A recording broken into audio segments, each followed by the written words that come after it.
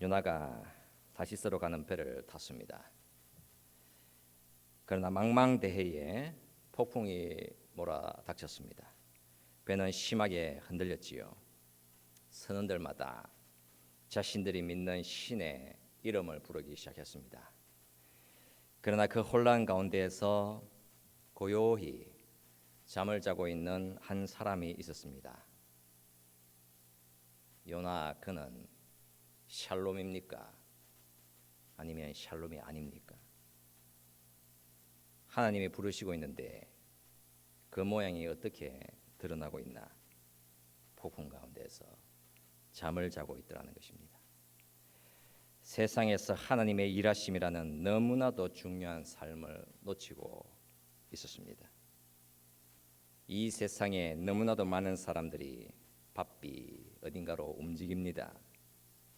때로는 깊이 잠에 듭니다. 어떤 이는 큰 기대감을 들고 났습니다. 어떤 이는 잘못된 배를 타고 있습니다. 그 배를 타면 아름다운 꿈이 있는 곳으로 데려다 줄 것이라고 생각합니다. 그러나 그 꿈은 하나님의 꿈이 아니었습니다. 엉뚱한 꿈을 쫓아가다가 깊이 낙심하기도 하며 위험 앞에 서기도 하며 때로는 세파에 시달려서 온 몸과 마음이 성한 곳이 없기도 합니다. 일어나 깨어 있어야 할 그 어떤 이유를 찾지를 못해서 인생의 항해에서 잠에 의도적으로 빠져 있기도 합니다. 또 어떨 때에는 너무 열심히 일을 해서 그 피곤함이 하늘에 사무쳐서 감당할 수 없어 혼수 상태에 빠지기도 합니다. 어쩌면 지난 밤에 감당할 수 없을 만큼 지나치게 과음을 했는지도 모릅니다. 무언가 생각을 하기 위해서 반드시 혼자 있어야 하는 시간을 그냥 지나쳤는지도 모릅니다. 어쩌면 새로운 장난감을 샀기 때문에 그곳에 온통 정신이 팔려서 그 즐거움에 빠져 있는지도 모르겠습니다. 그러나 분명한 사실은 깊이 잠에 들어서는 일어날 수가 없더라는 것입니다. 요나처럼 폭풍이 치고 있는 인생인데 그렇게 고요히 잠에 들어서 깨어나기 싫어합니다. 심지어 자신이 잠에 들어있다라는 현실을 자각조차 하지 못합니다. 인생은 그런 고단함과 무기력함과 권태에 빠져서 길을 잃었습니다. 그래서 꿈에서 깨어나고자 몸부림을 쳐보나 언제나 그 자리일 뿐입니다. 그렇게 일평생을 속아서 살아가게 되더라는 것입니다. 어떤 가정에서는 TV가 그 집안을 무기력하고 권태롭게 만들어서는 그 가정에서 결심을 새롭게 했습니다. 석 달 동안 TV를 전혀 보지 않겠다고 했습니다. 그 석 달이 끝나갈 무렵에 그 가정에서 자녀를 임신했다고 합니다. 이제 그들은 더 이상 권태나 잠에 빠져 있지 못하게 되어 버렸습니다.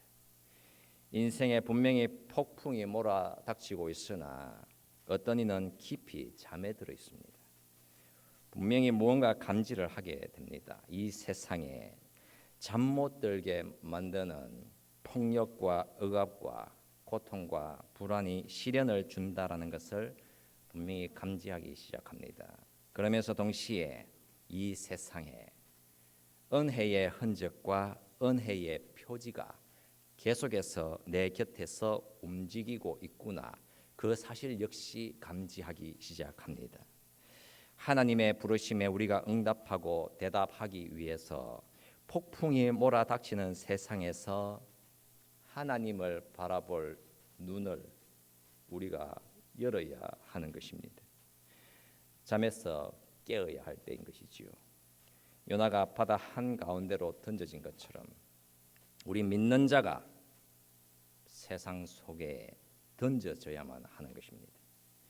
무언가 깨어나야 할 때가 임했기 때문이었습니다. 어떤 한 청년이 대학을 1년 다니다가 자기 자신을 찾기 위해서 학교를 중퇴했습니다. 무언가 이 세상에 자신이 버려진 듯한 생각이 들었습니다. 어릴 때 꾸었던 어떤 꿈이 다 사라져버린 것 같았을 때에 그는 견딜 수가 없었습니다. 그는 아무도 믿지 않게 되었습니다.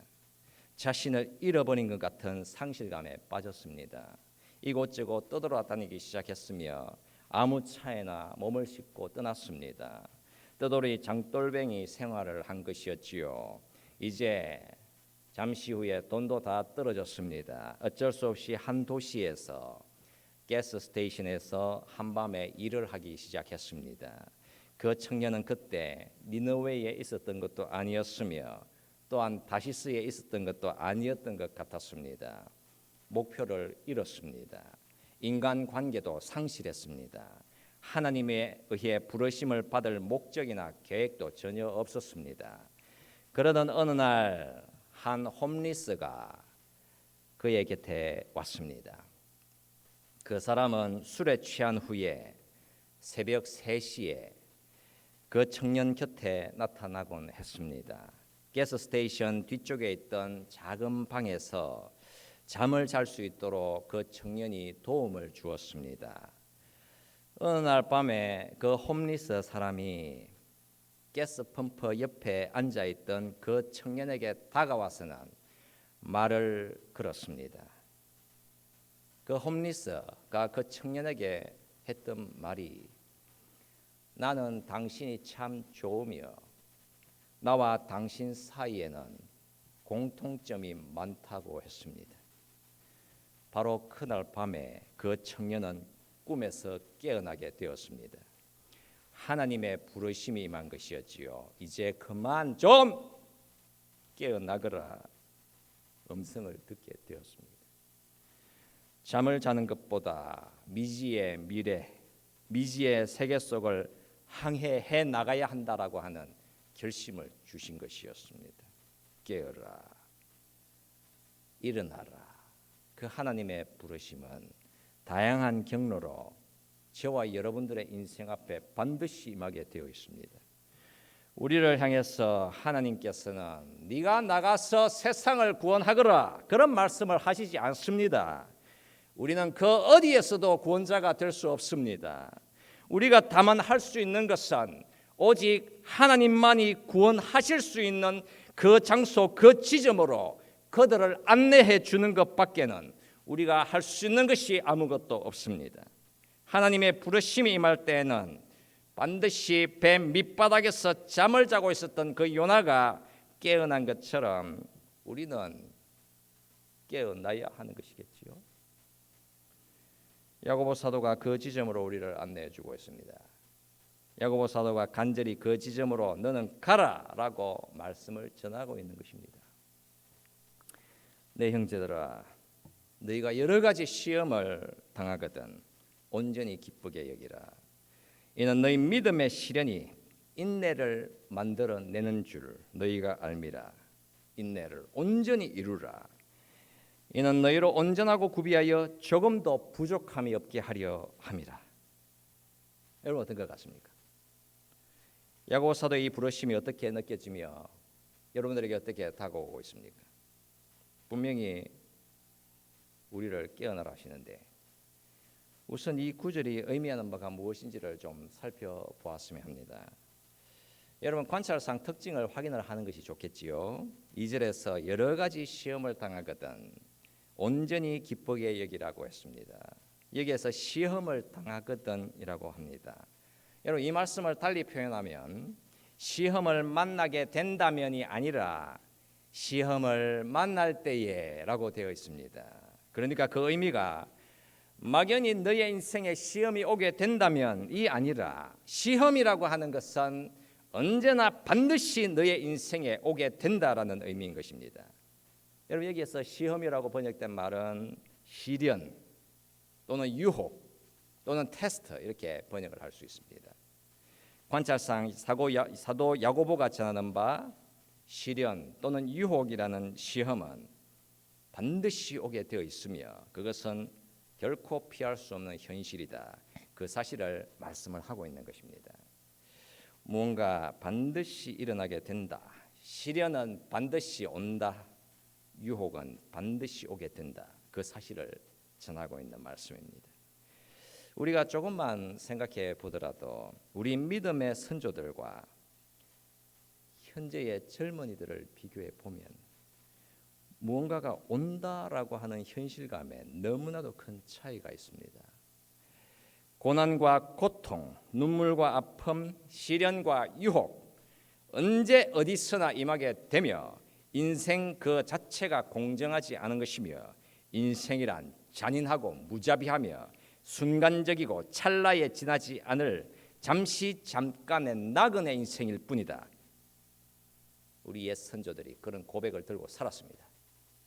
그러나 이 세상 나라에 세속성이 진한 향기를 내면서 젊은 세대가 오게 되면서 무엇이 더 분명하게 드러납니까? 영적으로 그들은 어린 아기가 되어 있음이 다 드러납니다. 세속 사회라고 하면 그 세속이라는 말의 의미가 지금 당장이라는 의미가 들어있는 거 아닙니까?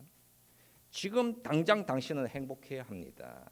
지금 당장 그 행복을 손에 쥐어야 합니다. 지금 당장 의미가 없다면 미래는 의미가 없다. 지금 당장 내가 쾌락을 누려야 한다라고 고백을 하는 것입니다. 지금 나에게 문제가 생겼다. 지금 나에게 건강에 이상이 생겼다. 지금 나에게 사랑이 잘못되었다. 지금 나에게 돈이 잘못되었다. 그러면 모든 꿈이 다 사라져버린 것처럼 그냥 좌절감에 주저앉습니다. 인생이 황폐화되어 가고 그 인생의 파멸 앞에 서게 되더라는 것입니다. 이렇게 시험이라고 하는 고난을 마주하는 자세가 너무나도 큰 차이를 나타내고 있으며 여러 가지 시험이라고 할 때에 그런 시련이나 유혹을 마주할 만한 여유라든가 그 마음의 용기가 사라져 버렸다는 것입니다. 여러분 어떤 것 같습니까? 너희가 여러 가지 시험을 당하거든 온전히 기쁘게 여기라. 이는 너희 믿음의 시련이 인내를 만들어내는 줄 너희가 알미라. 정말 이 말씀이 다가오지를 않습니다. 이 말씀의 현실감이라든가 구체적인 느낌이라든가 별로 다가오지를 않습니다. 여러분 이게 무슨 말씀입니까? 요즘 세상에 시련을 만나거든 기쁘게 여겨라. 그 시련이 인내를 만들어 줄 것이다. 여러분 이런 말씀 자체가 사람의 머리로 도무지 이해하기도 받아들이기도 어렵습니다.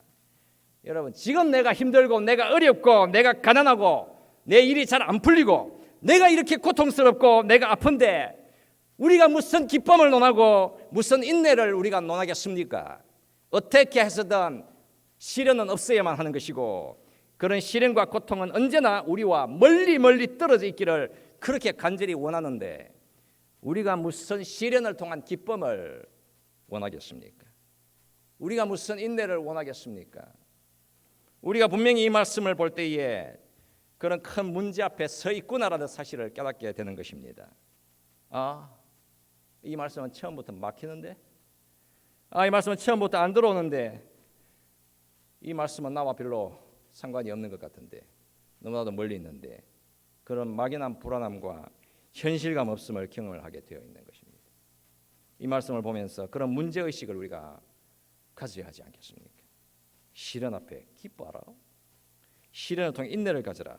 과연 이 말씀이 나에게 들어오는 것일까? 이 말씀이 나의 상태를 어떻게 지금 만지시고 계시는가? 그런 문제의식을 우리가 좀 가져야 되겠다 싶습니다. 너희가 여러 가지 시험을 당하거든 온전히 기쁘게 여기라고 말씀을 합니다. 그렇다면 이 말씀이 의도하는 바가 시련이나 유혹이라는 시험을 기쁨으로 여기라는 말씀은 아니겠지요. 그러니까 시련, 시험, 유혹을 기쁨이라고 말씀을 하시지 않습니다. 또한 그런 시험을 당할 때에 그 시험이 다 지나간 후에 기쁨을 만나게 될 것이다. 그런 말씀도 하지를 않습니다. 야고보 사도가 이 말씀을 할 때에 그 의도는 정말 분명한 것이겠지요. 여러분들이 시험이라고 하는 것을 바르게 마주할 수 있게 된다면 그런 시험 속에서도 기쁨을 경험할 수 있을 것입니다 라는 의도이겠지요. 고난과 고통과 시련 속에서도 분명히 당신은 참된 기쁨을 만날 수 있으며 그 참 기쁨이 여러분들을 반드시 올바른 인내로 안내해 주게 될 것입니다 라고 말씀을 하시는 것이겠습니다. 여러분, 야고보 사도가 시험을 당하거든 온전히 기쁘게 여겨라고 하면서 그 뒤에 이유를 달고 있습니다. 왜냐하면이라는 이유를 들고 나옵니다. 왜 시련을 마주하게 될 때에 기쁨으로 생각해야 할까? 그 이유는 여러분들의 그 믿음의 시련이 인내를 만들어 낼 수 있기 때문이니까라고 대답을 해주고 있습니다. 그리고 그 인내를 통해서 본문 4절 말씀을 보면 너희가 온전하고 구비하여서 조금도 부족함이 없게 하려 함이라고 말씀을 하고 있습니다. 이 말씀을 보면 분명히 우리의 영의 상태가 전혀 완전하지 않구나라는 사실을 알 수 있겠지요. 우리가 성숙하지 못하다는 사실을 말씀을 하고 있습니다. 그러나 믿음의 시련을 기쁨으로 받아서 인내를 이루어내는 그 과정을 통해서 우리가 전혀 부족함이 없는 성숙한 인격자, 성숙한 신앙인으로 자라가게 된다는 사실을 말씀을 하고 있습니다. 시험이라는 시련과 고난과 유혹이 없다면, 그리고 그 시험을 기쁨으로 마주하지 않는다면 우리가 영적으로 성숙할 리가 없는 것입니다. 가령 여러분, 겸손이라는 말을 한번 생각해 보십시오. 여러분, 우리 인생이 믿음의 시련을 마주하지 않고서 사람은 여러분 절대로 겸손하게 될 리가 없습니다. 사도 바울이 고백을 했지 않습니까? 여러 계시를 받은 것이 지극히 크므로 너무 자만하지 않게 하시려고 내 육체의 가시 곧 사탄의 사자를 주셨으니 이는 나를 쳐서 너무 교만하지 않게 하려 하심이라. 우리의 인생이 믿음의 시련을 경험하여서 우리가 약해지지 않는다면, 그래서 약해지는 것이 하나님의 은혜의 선물이구나라는 사실을 깨닫지를 못한다면 우리는 결코 겸손해질 수가 없는 것입니다. 가령 여러분, 동정심과 자비는 어떤 것 같습니까? 여러분들이 원한다고 해서 남을 소중하게 여기는 긍휼한 마음을 가질 수 있습니까? 내 인생에 큰 어려움이 맺을 때에 그제야 비로소 이전에 한 번도 이해할 수 없었던 방식으로 남을 향한 자비한 마음을 가질 수 있지 않겠습니까? 그런 시련과 고통이 내 인생에 없다면 우리는 여러분 남이라고 하는 사람들을 전혀 신경 쓰지 않고 일평생을 나만 생각하며 달렸겠지요. 자, 여러분, 우리는 무엇보다도 야고보 사도가 여러 가지 시험을 말씀할 때에 그 시험이라고 하는 것과 이 야고보 사도가 믿음의 시련이라는 말씀을 할 때에 시련이라고 하는 것과 야고보 사도가 인내를 온전히 이루라고 할 때에 인내라고 하는 것을 보면서 우리는 무엇보다도 크게 위축되어 가고 부끄러워하는 마음이 들 수 있습니다.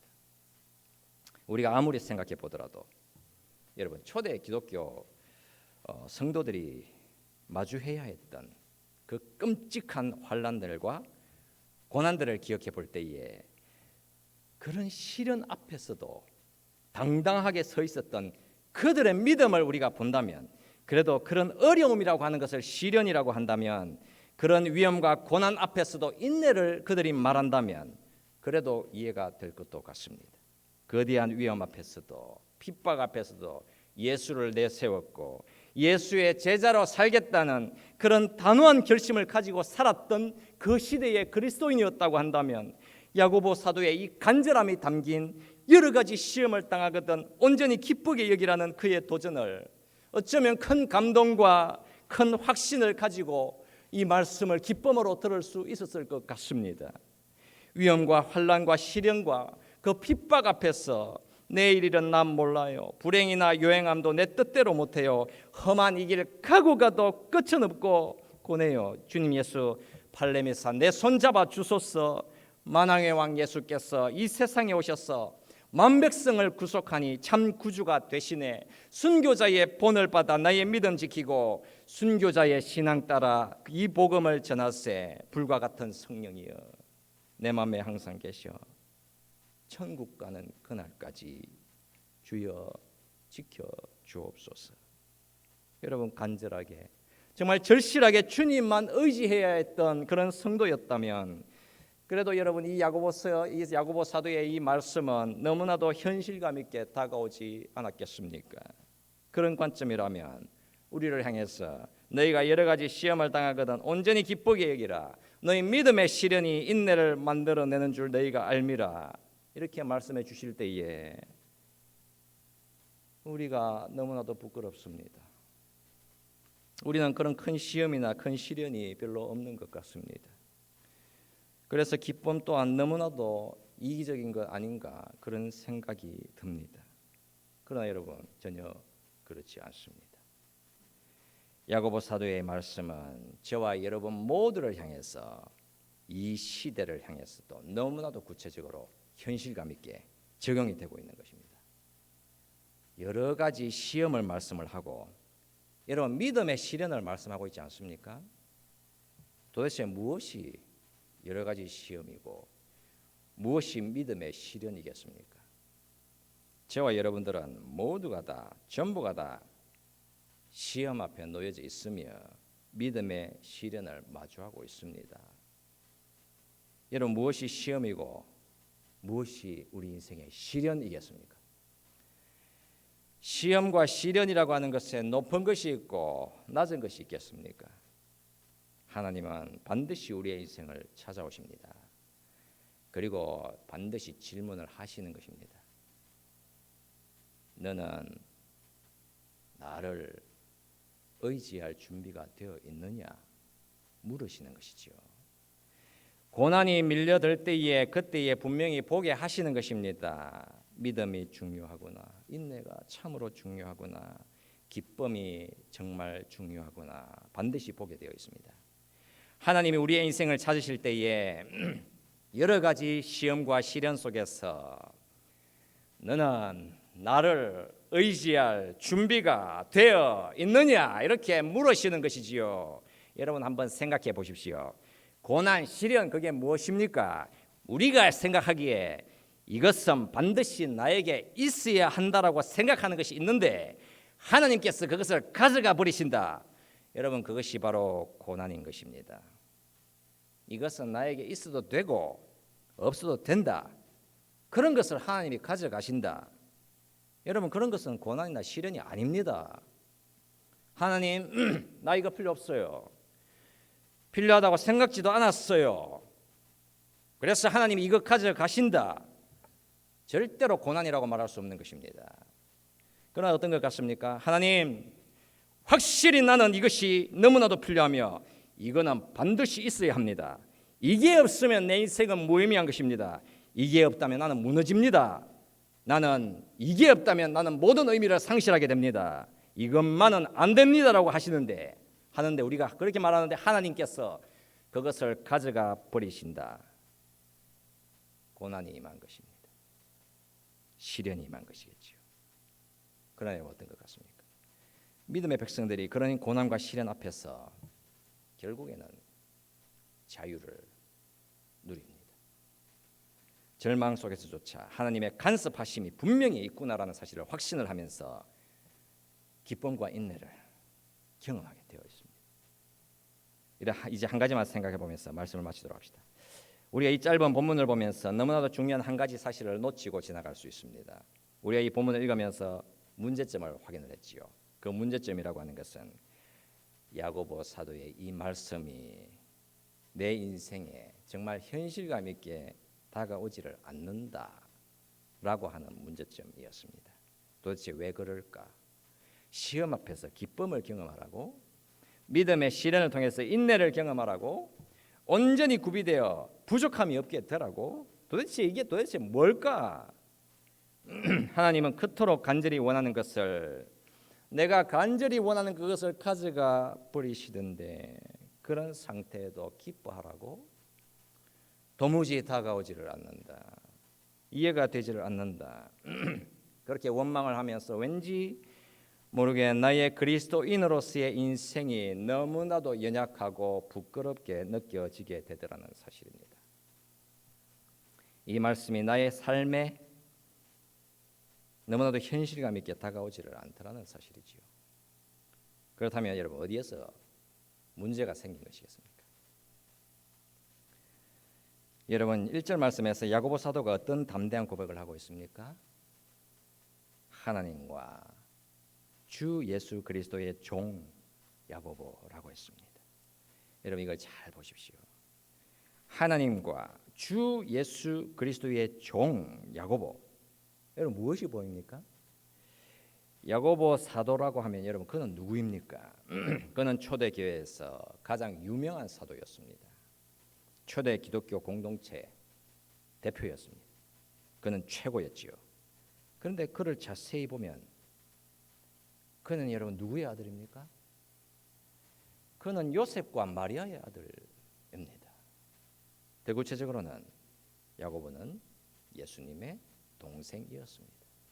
물론 예수께서는 요셉과 마리아가 결혼하기 전에 성령으로 잉태되었지만 말입니다.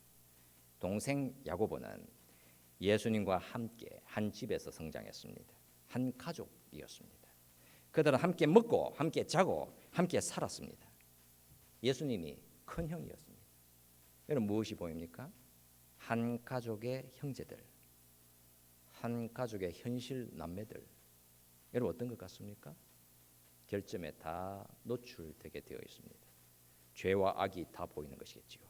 그래서 유명한 사람들이었다고 너무나도 아름다운 사람이었다고 생각되었던 사람들도 그 삶을 덜추어 보게 되면 온갖 종류의 결점들과 심지어 추악한 습성들과 악습들이 다 드러나게 되어 있습니다. 예수님의 형제들은 예수님을 믿지 않았습니다. 그들은 심지어 예수님을 미쳤다고 했습니다. 그를 조롱했고 그를 멸시했습니다. 야고보는 예수님을 거절했습니다. 야고보는 예수님을 믿지 않았습니다. 그러나 어떻습니까? 야고보가 그의 서신서에서 예수를 가리켜서 주 예수 그리스도라고 고백을 하고 있으며 나는 그분의 종이라고 고백하고 있습니다. 여러분 이게 어떻게 가능한 일이었겠습니까? 주 예수라고 할 때 여러분 주라고 하는 이 말씀은 아무데나 갖다 붙이는 표현이 아닙니다. 주라는 말은 신이라는 표현입니다. 로마 제국에서 유일하게 주라는 표현을 적용시킨 것은 로마 황제에게 카이사르 퀴리오스, 즉 시저는 로마 황제는 주님이시다라고 했습니다. 그러니까 로마 황제는 그러나 주님이 될 수 없었습니다. 신약시대 초대교회 기독교 성도들에게는 오직 단 한 분만의 주님이 있었습니다. 그분이 바로 예수 그리스도셨지요. 야고보가 예수님을 가리켜서 주님이라고 고백하고 있습니다. 자신은 그의 종, 그의 노예일 뿐이라고 했습니다. 어떻게 하여 여러분 이런 놀라운 일이 일어났겠습니까? 십자가에서 죽으시고 죽은 지 3일 만에 부활하신 예수께서 여러분 누구에게 나타나셨습니까? 고린도전서 15장 7절에서 그 후에 야고보에게 보이셨으며 라고 말씀을 하고 있지요. 동생 야고보 예수를 가리켜서 미쳤다라고 했고 그를 믿지 않고 멸시했던 그 야고보가 예수님을 나의 주님이라고 고백했습니다. 야고보가 복음을 보았기 때문입니다. 예수님께서 자신의 몸과 피, 자신의 전부를 내어주셔서 그 현명하고 완전한 피로 자신을 대속해 주셨음을 그가 알았기 때문이었습니다. 이제 그가 초대교회의 대표자가 되어서 예수라는 복음을 변호하고 변증하는 사도가 되었습니다. 이제 복음을 적대하는 원수들이 AD 62년에 이 야고보 사도를 성전 꼭대기에다 세우게 됩니다. 그들이 물었습니다. 너무나도 많은 사람들이 기독교인들이 되고 있다. 이제 당신은 더 이상 예수를 믿지 않겠다고 하라. 예수를 부인하라고 했습니다. 사람들에게 예수를 멀리하라고 말하라 요구해 왔습니다. 야고보 사도가 그때 대답을 했지요. 인자에 대해서 왜 당신들은 나에게 물으시나? 그분은 전능자의 오른쪽에 하늘에 거하신다. 예수님은 하늘에 구름을 타고 다시 오실 것이다라고 선포했습니다. 기독교를 박해한 원수들은 분노에 휩싸여서 야고보를 성전 꼭대기에서 아래로 그냥 던져버렸습니다. 그냥 그때 그는 죽었어야 했는데 그는 땅에 추락했을 때에 죽지 않았습니다. 하지만 몸이 부스러졌습니다. 그의 무릎은 꺾여버렸지요. 야고보 사도가 자신을 이렇게 죽이고는 저 원수들을 용서해달라고 기도했습니다. 그에게로 원수들이 다가와서 돌을 던졌으며 죽을 때까지 방망이로 그의 머리를 쳤습니다. 그렇게 죽어간 그는 도대체 누구입니까? 내 형제들아, 너희가 여러 가지 시험을 당하거든 온전히 기쁘게 여기라. 이는 너희 믿음의 시련이 인내를 만들어내는 줄 너희가 알미라. 인내를 온전히 이루라.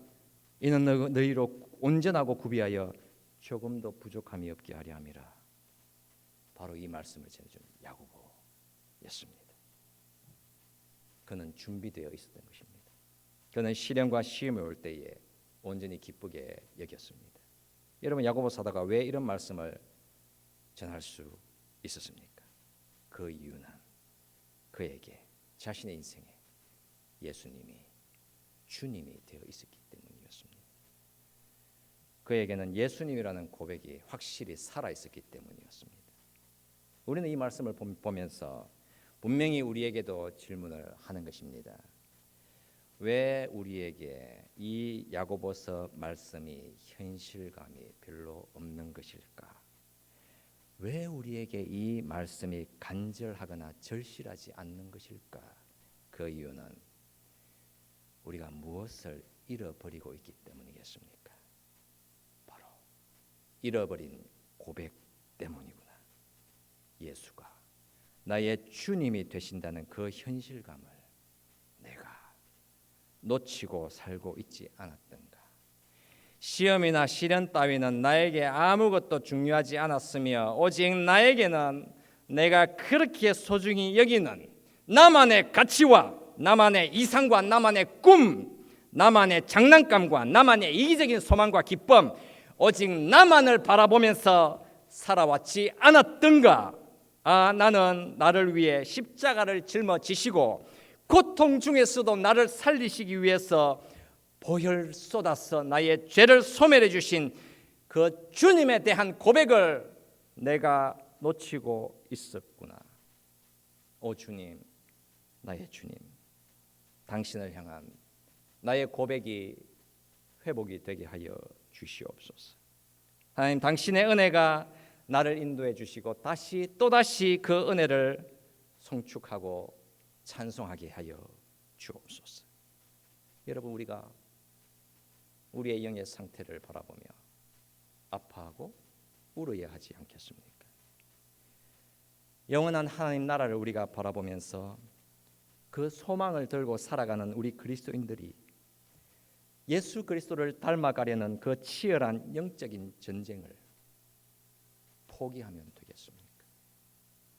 주님과 함께하는 이 한 시간이 악인의 궁정에서 사는 첫날보다 더 낫습니다라고 하는 고백이 살아있어야 하지 않겠습니까? 내가 주님을 닮아가기를 원합니다. 예수님 나의 주님이 되십니다. 여러분, 이런 신앙의 믿음의 고백이 살아있을 때에 믿음의 시련 앞에서 우리가 기뻐하고 인내할 수 있게 되는 것입니다. 이런 간절한 신앙의 고백이 회복되어서 우리 앞에 반드시 임하게 될 그 어떤 시험과 시련 앞에서도 주님이 나와 함께 하신다라는 그 기쁨을 경험하며 인내를 통해서 하나님의 크신 은혜와 영광을 우리가 살아가는 모든 삶 가운데에서 풍성하게 누리시며 살아가는 주의 성도들 다 되실 수 있기를 우리 주 예수 그리스도 이름으로 축원드립니다. 아멘. 같이 기도합시다. 살아계신 하나님, 감사드립니다. 우리가 어떤 주를 향한 고백을 들고 살아가고 있는지 볼 수 있게 하여 주옵소서. 우리의 심령의 고백들을 하나님께 드리게 하여 주옵소서. 내 인생의 주님이 어떤 분이신지를 더 분명하게 고백할 수 있는 자리로 인도하여 주시옵소서. 하나님, 세상이 참 어둡습니다. 고개를 조금만 돌려보더라도 주를 향한 우리의 믿음의 고백이 분명하지 않을 때에는 우리는 언제나 위험한 방향으로 잠을 자고 있음을, 헛된 곳에다 우리의 소망을 두고 살아가게 됨을 우리가 보게 됩니다. 더 절실하게 주의 십자가의 은혜를 붙들게 하여 주옵소서. 이 어두운 세상에 예수 그리스도의 주 되심을 언제나 선포하며 언제나 이 고백을 붙들고 그리고 언제나 이웃들을 향해 이 고백을 나누며 살아가게 하여 주시옵소서. 하나님 주의 임재하심 앞에 우리가 서 있습니다. 주님의 임재하심 앞에 나올 때에 하나님을 향한 결심과 다짐, 하나님을 예배해야 되겠다는 심령의 고백으로 나왔습니다. 주께서 우리를 권고하여 주시고 하나님께서 기뻐하시는 거룩한 산 제물이 되게 하여 주시며 우리의 모든 삶들을 하나님께 드리게 하여 주시옵소서. 교회에서나 교회 바깥에서나 어디서나 예수 그리스도의 향기로 살아가게 하여 주시옵소서. 하나님, 우리가 이 땅을 걸어갈 때에 주님 다시 이 땅에 오심이라는 그 분명한 재림의 현실을 우리가 기억하며 모든 삶의 순간 속에서 성실과 인내로 기쁨과 감사함으로 걸어가게 하여 주시옵소서. 우리의 삶을 주장하여 주시고 우리의 삶을 주께서 기뻐하시는 대로 인도하여 주시옵소서. 감사드리며 축복하오며 예수 그리스도의 이름으로 기도드립니다. 아멘.